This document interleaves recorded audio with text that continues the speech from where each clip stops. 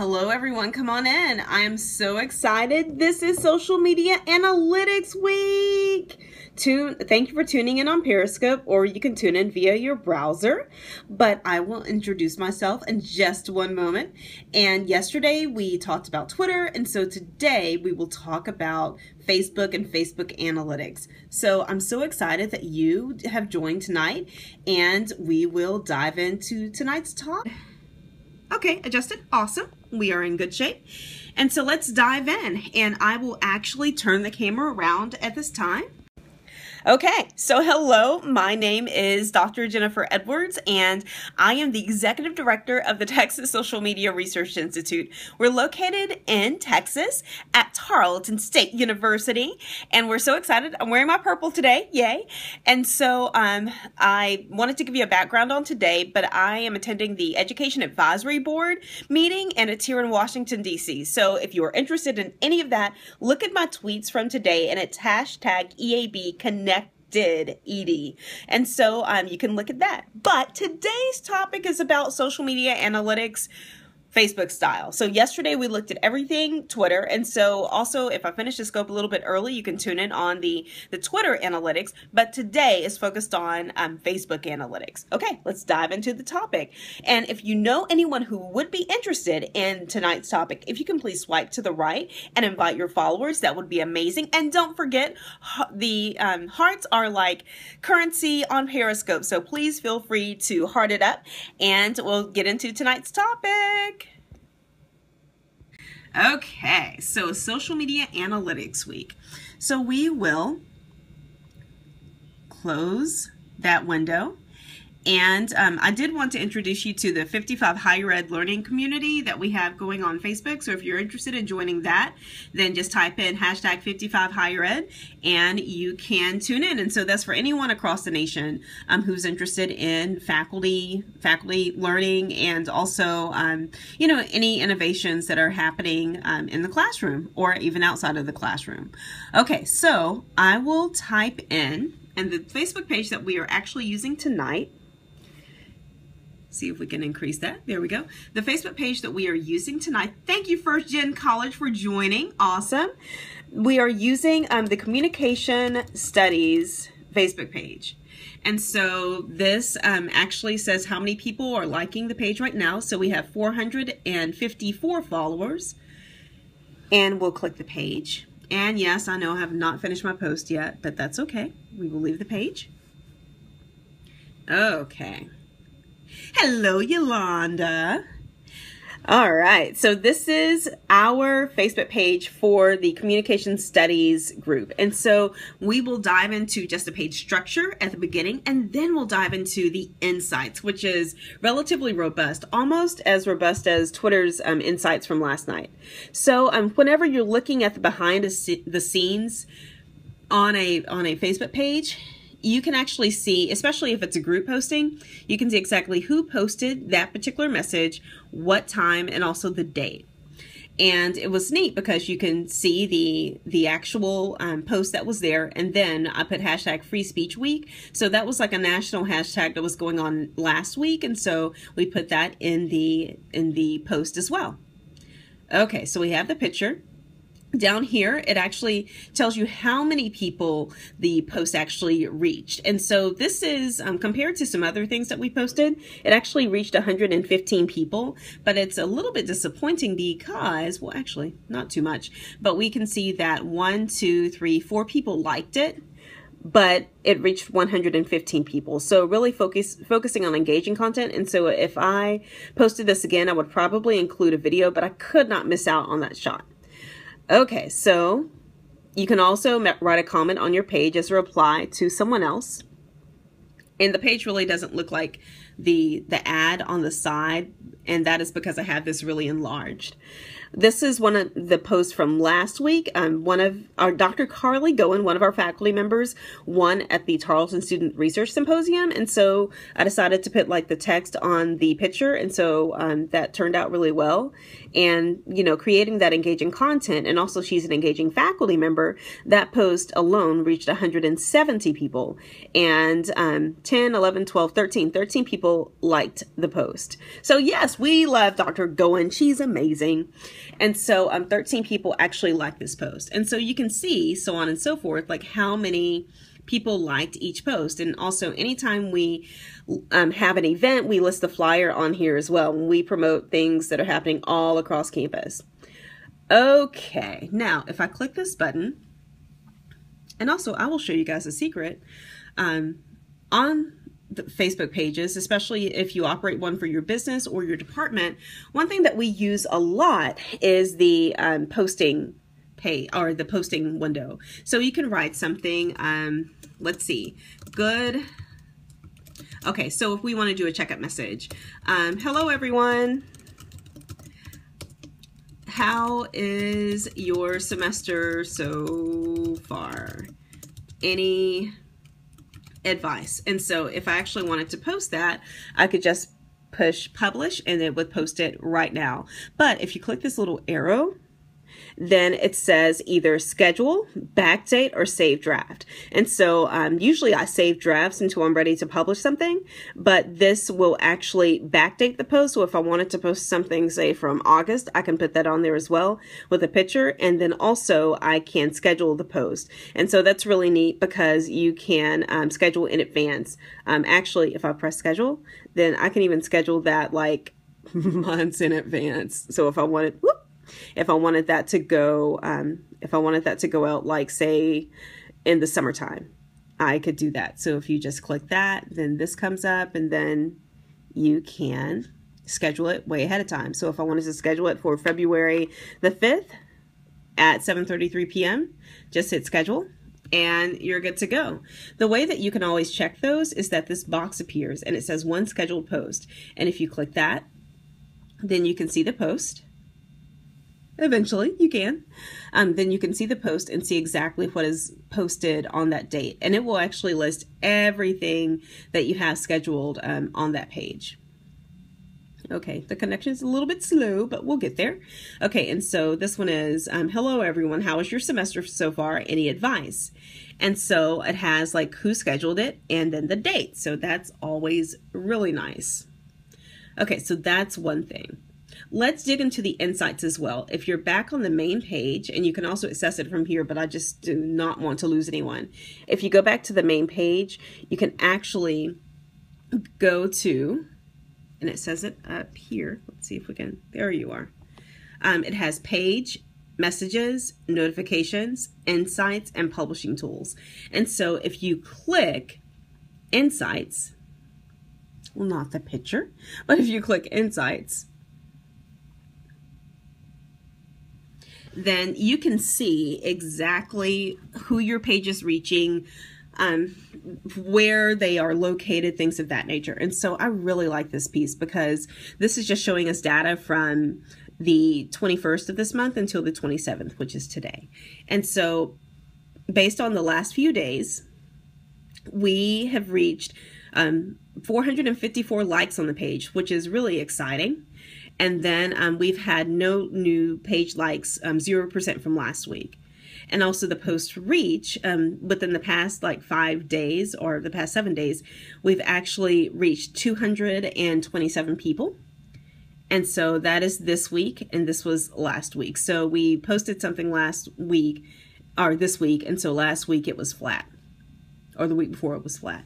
And then this is the engagement. So based on last week, we've engaged 31 people. We received 17 likes, 0 comments, 1 share, and then 319 post clicks. So that's really neat as well. And we can have more engagement on this page, but this is just one of the pages that I wanted to show you because it, you know, it has a large reach on our campus. And so your 5 most recent posts, we have these 5 posts, and you can see the post about Free Speech Week is right here. And then it adds scheduled posts to communication plan, announcements about registration, payment, and advising. Yes, you can add scheduled posts to your communication plan, and that's really focused on working smarter and not harder. So that's really a good tactic. You can see exactly how many people each post reached.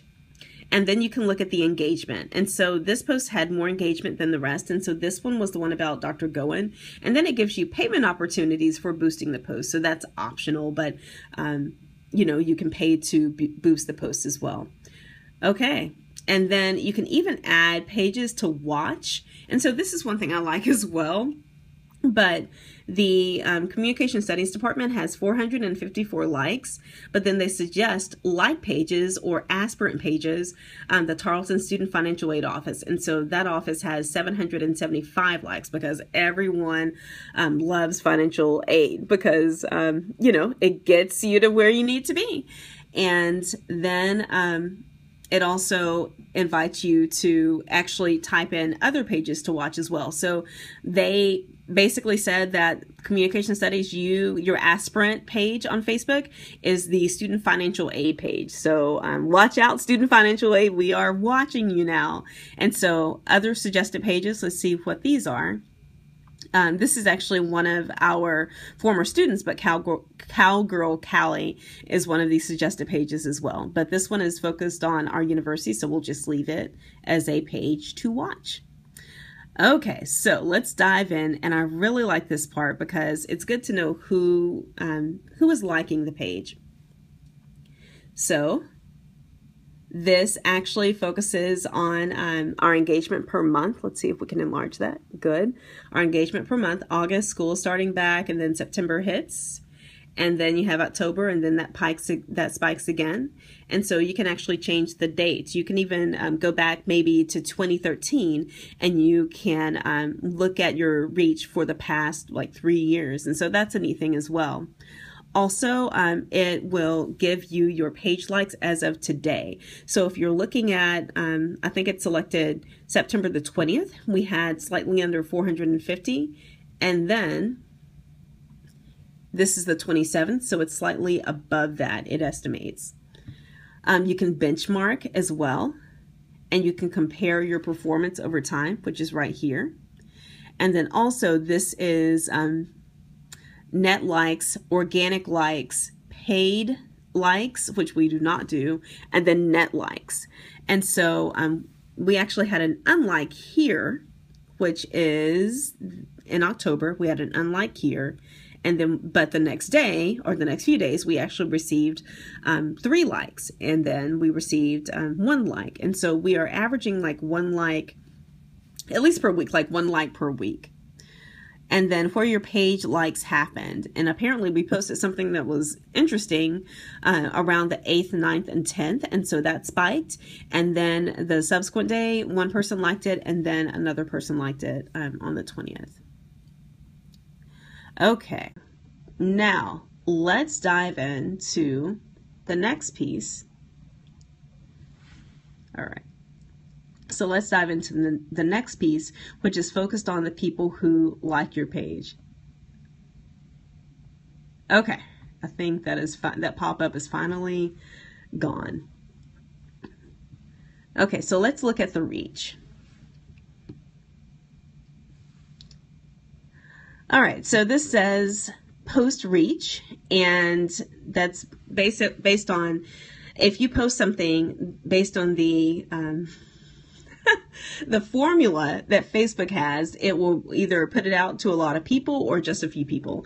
So we posted here, and that only reached a few people, but then we posted again around the 8th, 9th, and 10th, and so Facebook actually released it to more than 150 people.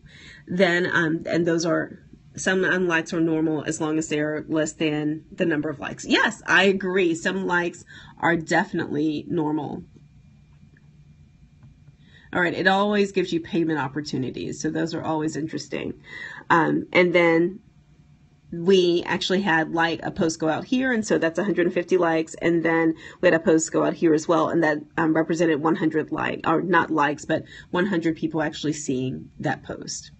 and then likes, comments, and shares. So we have more likes than comments. We rarely receive comments unless it's something asking for feedback, like about what are you doing now, especially for the alumni network that we have. And then, so likes are purple. Comments are actually it's flat, but comments, we receive no comments, but shares, we receive a fair amount of shares, especially during this time frame. And so that's the 19th, 20th, 21st, and 22nd. And we do not have any hide, reported spam, or unlikes that were reported. Okay, now visits. This is where it gets really interesting. It has the page and tab visits. So this is a representation of how many visits we get per day. And it's not a lot, but it does provide us with some data that we can use to plan ahead. And then post. This represents the times that the posts were posted. So we we usually post between 9 a.m. and 9 p.m. And so that's like 11 p.m. 251 people saw it at 9.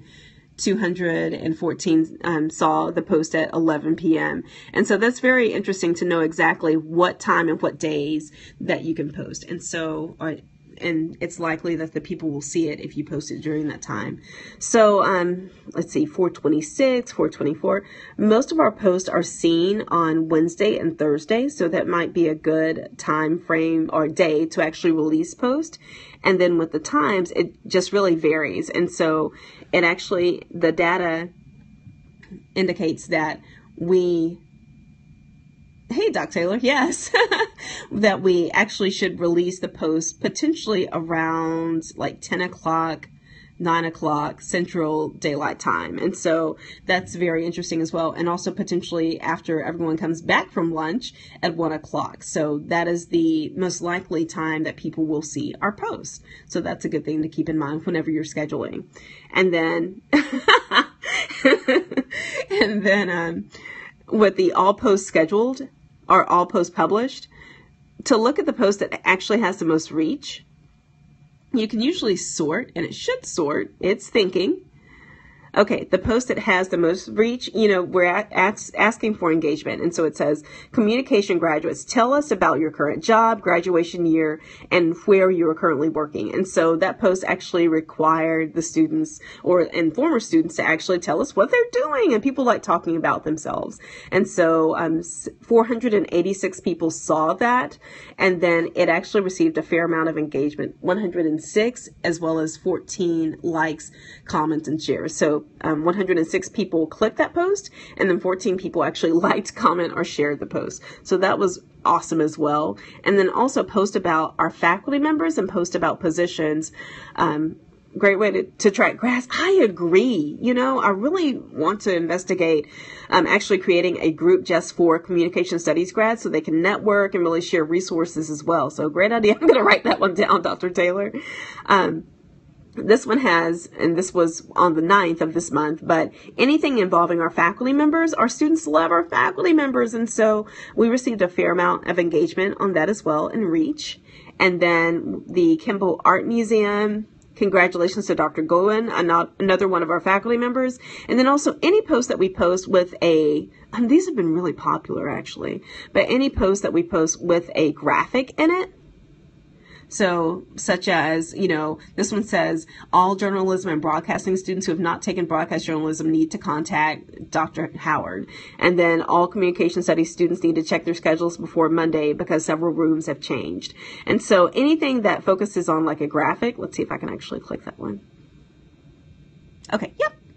So any posts that, and I created this during, during transition week at our university, but any post that feature a graphic, that makes the web or the Facebook page pop, then people really like looking at the graphics and they're more likely to pay attention to it. So please put words on pictures and they make a big difference.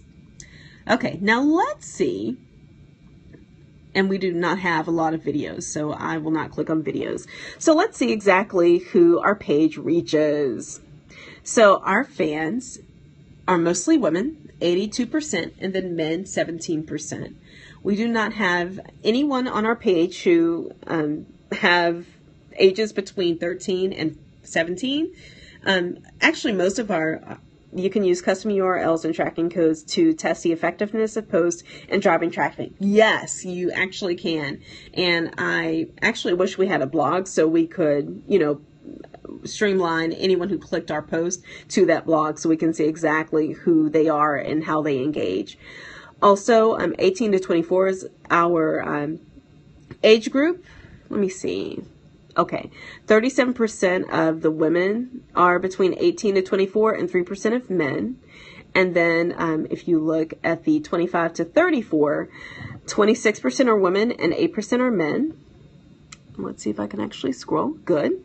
Then 2%, 7% are women and 2% are men. Between 45 and 54, 7% are women, 2% are men. And then 55 to 64, 4% are women. And then you have 0.9.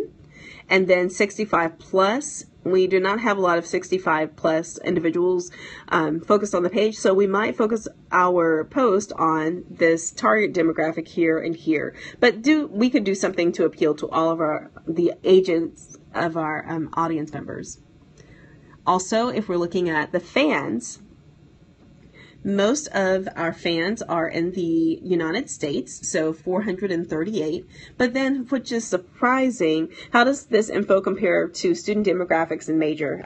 It actually, it doesn't mirror it, but it's very similar, especially with our gender demographics and also our age demographics as well.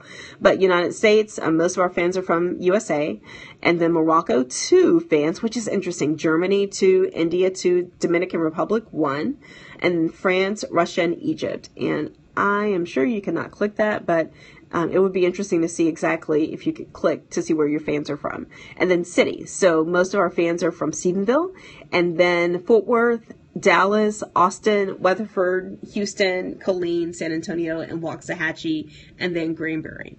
And so that's always interesting as well, because if we did an alumni event, it would be great to do one, of course in Stephenville, but also looking at these next 3 cities. So maybe the top 5. I imagine we could do something in Weatherford, but it's interesting to see where our fans are from. And then with language, because we have the different company, or the Fort Worth audience will grow with majors in Fort Worth. Yes, I agree. We do have a new sector of our communication studies program in Fort Worth, which is really exciting. And then language, English 442, and then English UK 7, Spanish 2, German 1, Spanish 1, English India 1. And so that's always interesting as well. Then you can always click see more. But wait, there's more. Okay, if we scroll down, you can see all of the, and I know exactly who this is, but you can see all of the cities that are represented on our page. And so it's really neat because you can see exactly who is engaging with your page. And if you look at people reached, and that basically means that these are people who saw your shared content, and so this is where they're located: USA, and then Russia, Mexico, Brazil. So based on the shares, the yay, Master of Arts in Communication degree in Fort Worth, which is exciting. I can't wait to see what this program looks like in 10 years. It will be amazing. It's already amazing. And so these are the demographics of the people that the post reached based on shares. But aside from that, do you guys have any questions? Any questions about producing posts on Facebook? Today we've gone over everything from creating scheduled posts to figuring out who your people are, figuring out who your peeps are on Facebook, and then also determining which times and days are the best whenever people are posting your content. So I will turn the camera back on questions. So do you guys have any questions at all about Facebook, and then also about analytics or posting on Facebook, or Facebook versus something else, especially for your for your business or college or what have you? Can you think of anything? And while you're thinking, let me just tell you about the social media conference that's coming up, not this Friday, but next Friday. And well, thank you so much, Dr. Taylor, and thank you so much for tuning in. I really, really appreciate it. But the social media conference will be in Fort Worth. It's our 5th annual, which is so exciting. And we will actually have bloggers from across the state of Texas. We have awesome brands. We have Dannon. We have another big brand that we're working on right now. But we have around, and also the Texas Higher Education Coordinating Board's coming too. Yay! But we have a wealth of people who are coming into the conference. And so the last time, yes, register at texasrtxsocialmedia.org. And the last time I checked, which was around 4 o'clock today, we had 100 people registered, and I think only maybe 15 of them are from Tarleton. So I'm really eager and excited to meet the new people. And we have people from state agencies and also people from local corporations as well. And so I can't wait to see what this looks like, because it's our 5th annual, and this has definitely been really exciting and a work in progress. So if you guys do not have any questions, tomorrow's Periscope is, does anyone remember? Testing, you guys. Yesterday was Twitter. Today is Facebook. Can you think of what tomorrow's topic is? Drum roll, please. Anybody? Can you think? Oh, come on, guys. Okay. Well, anyway, get more updates from Dr. Edwards by subscribing to Millennial Professor. Yes, please, please, please. And also LinkedIn. LinkedIn is a good resource as well. And it's great because you can actually connect with other professionals, and it's a great way to really get professional development without having to leave. Pinterest is Thursday. Yes, Pinterest is Thursday, and I love the Pinterest analytics. And let me turn this around so you can see exactly. YouTube is tomorrow. And so today we focused on Facebook. And then tomorrow we will focus on YouTube. And then Thursday is Pinterest. And then Friday is Clout, which is Pinterest on Purple Thursday. Yes, Pinterest is on Purple Thursday. And then Clout. And we actually might do the Periscope in our Texas Social Media Research Institute meeting on Thursday at noon. And so Friday is Clout and Periscope. But aside, invite other people and just share this post or the tweet and the Periscope, and we will see you guys later. Bye.